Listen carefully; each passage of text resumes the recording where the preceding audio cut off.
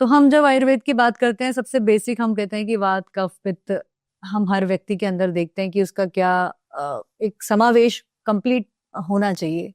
तो किसी के ये तत्व बिगड़े हुए हैं तो क्या उसके लक्षण होते हैं, वो कैसे जाने कि उसकी क्या प्रकृति है, अपने बारे में हम कैसे जाने? जी, इसमें एक बड़ी मौलिक बात तो ये है कि कफ और पित्त अगर बढ़ जाए तो कुछ नहीं बिगड़ता। इसको अलग अलग जगह पे शरीर के अंगों में ले जाने वाला वात है। जैसे घोड़े के ऊपर बैठकर हम कहीं जाते हैं ना, तो ये वात जो है पित्त और कफ का घोड़ा है। अगर आपका वात बढ़ता है तो बहुत खतरनाक है, पित्त और कफ बढ़ा तो कोई बात नहीं, कोई खास समस्या नहीं होने वाली। और समस्या इसके साथ और जुड़ी हुई है, जितने भी टॉक्सिन है, केमिकल हैं, ये वात को बढ़ा देते हैं। और कलयुग में आज जितना हम केमिकल खा रहे हैं कोई सीमा ही नहीं है। आप चाहे भी तो बच नहीं सकते, कम कर सकते हैं, पूरा बच ही नहीं सकते। तो आपका वात तो निश्चित बढ़ रहा है। तो आजकल जितनी बीमारी है, तो कैंसर भी है, तो कौन सा कैंसर है वो वात के कारण है। शरीर में कहीं दर्द है, वात के कारण है। उसमें क्या मिल गया? या तो वात के साथ पित्त मिल गया या उसके साथ कफ मिल गया। तो अब इसका पता कैसे लगाएं? जब ड्राइनेस हो, सूखापन हो, तो समझिए आपका वात बढ़ रहा है ना। तो वो अगर कफ के साथ मिलकर बढ़ रहा है तो और तरह के रोग बढ़ेंगे, पित्त के साथ मिलकर बढ़ रहा है तो और तरह के रोग बनेंगे। और अगर आपकी एक्साइटमेंट बढ़ी हुई है, इन्फ्लेमेशन है, सूजन है, लाली है, फोड़े बन रहे हैं कुछ इस तरह के लाल रंग के, गरम रंग फोड़े, तो वो क्या है? आपका पित्त बढ़ रहा है। हाई बीपी हो गया है, ये लाल रंग का फोड़े बन गए बड़े बड़े, जलन है कहीं पे, तो आपका पित्त बढ़ा है और वात साथ में मिला हुआ है। यदि फोड़ा है, ठंडा है, बिल्कुल शांत है, दर्द नहीं ज्यादा कर रहा है, धीरे धीरे दर्द बढ़ रही है उसकी, छूने में बहुत गर्म नहीं है, लाली नहीं है, तो आपका कफ बढ़ रहा है। तो जोड़ों में दर्द है, तो आम बात, यानी आंतों में पाचन ना होने के कारण जो औं बनी वो जोड़ों में पहुंच गई वात के साथ मिलकर, तो वो क्या है? वो कफ बढ़ गया आपका। दमा है, खांसी है, बलगम है, जिसको आप कफ दोष बोलते हैं। तो इस तरह से आप पहचान सकते हैं कि आपका कौन सा दोष बढ़ा हुआ है। पर सबसे कीमती बात क्या है? आजकल जो है हमारा शरीर, यानी सर्दियों के मौसम में हमारा पूरा शरीर अपने आप को, जैसे ठंड से हम सिकुड़ते हैं ना ऐसे को, ऐसी आपका एक एक सेल ऐसे संकुचित होता है और संकुचित होकर अपनी सारी एनर्जी को अंदर की ओर समेटता है। अंदर समेटकर क्या होता है?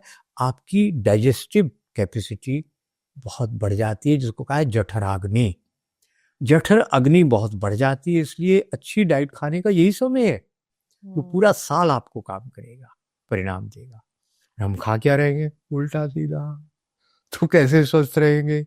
ये है एंटी एजिंग चीजें खाने का टाइम।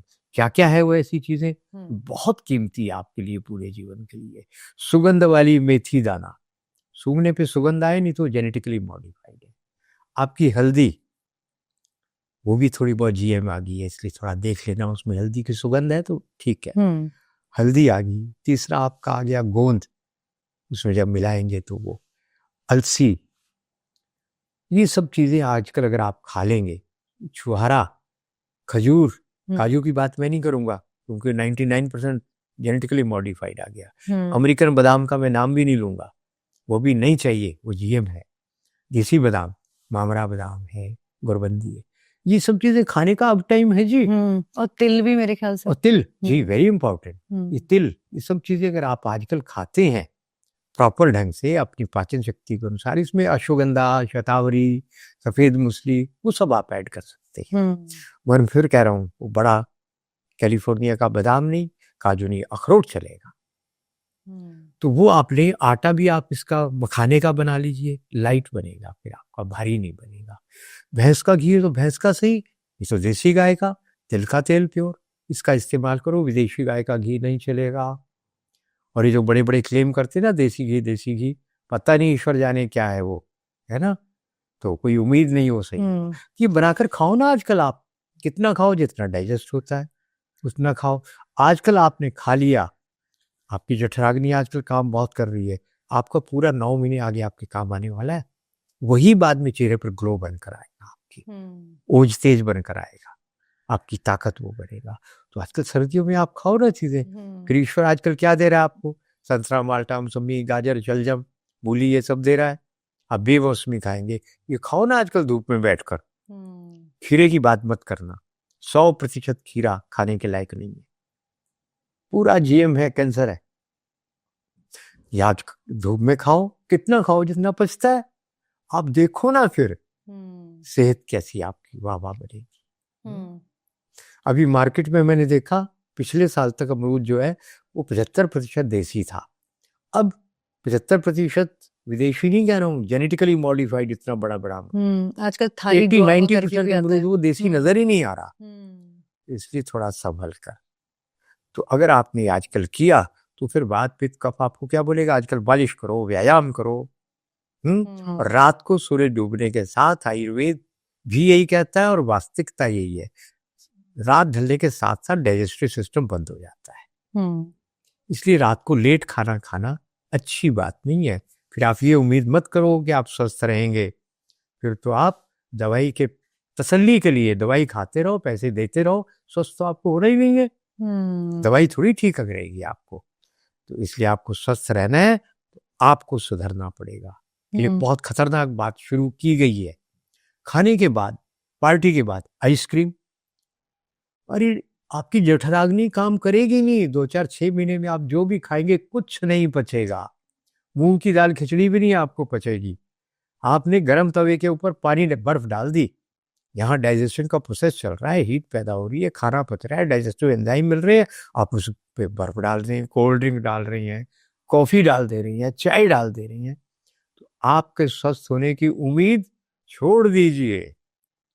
मैं बहुत कहा करता हूँ, ये उम्मीद मत करो कि मैं आपकी पसंद की बात करूंगा, मुझे आपसे वोट नहीं लेनी है, मैं वो बात करूंगा जो आपके लिए हितकारी है, आपके लिए कल्याणकारी बात है, मैं वो कहूंगा। जैसे अपने बच्चों को बूढ़ा बुजुर्ग बोलता है ना, बात तो कड़वी लगती है, होती अच्छी है, लेकिन सच आप मेरे से बड़े हो चाहे छोटे हो, एक वैद्य के रूप में मैं वो कहूंगा जो सही है, आपके लिए हितकारी है, आपकी पसंद की बात वो तो मैं नहीं करूँ। इसीलिए आप पर जो है सबका भरोसा भी है, क्योंकि आप हमेशा सही बात बोलते हैं। बहुत कृपा है ईश्वर की, लोग मेरे पे विश्वास करते हैं।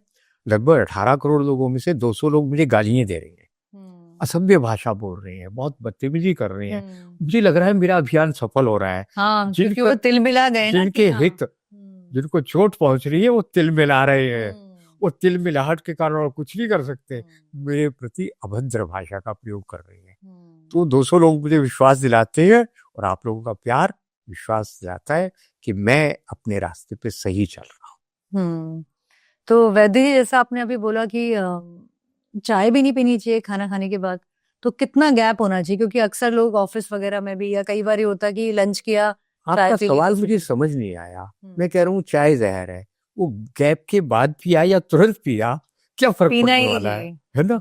मेरे पास चाय है, मैं आपको उसका पैकेट दिखाने का कोई फायदा नहीं, आपको मिलेगा नहीं। पालमपुर यूनिवर्सिटी से जो चाय आ रही है, जो प्रोसेस्ड नहीं है, उस चाय को हमने कल पिया, किसी के घर पे बैठकर हमें साथ लाया था, हमने पी। चाय पीने के बाद डकार आता है और उसमें निश्चित है आपका किडनी फंक्शन बढ़ जाएगा, टॉक्सिन बाहर निकलेगी। आपको प्रोसेस चाय नहीं पीनी है, आपकी leaf tea, black green tea, ये सब फ्रॉड है। आप डायरेक्ट वहां से मंगाओ जहां पे उनका गारंटेड हो प्रोसेस नहीं किया गया चाय, केमिकल प्रोसेस नहीं। आप वो ब्लैक टी बनाओ, वो पियो, अगर मेरी तरह पतले दुबले हैं तो दिन में चाहे 2 बार पियो, 3 बार पियो, ये फैट को खत्म करती है चाय, इसलिए मैं तो उसमें 1 बादाम डाल लेता हूँ, 2 बादाम, तो वो पियो। आप पीने के बाद डकार आना चाहिए,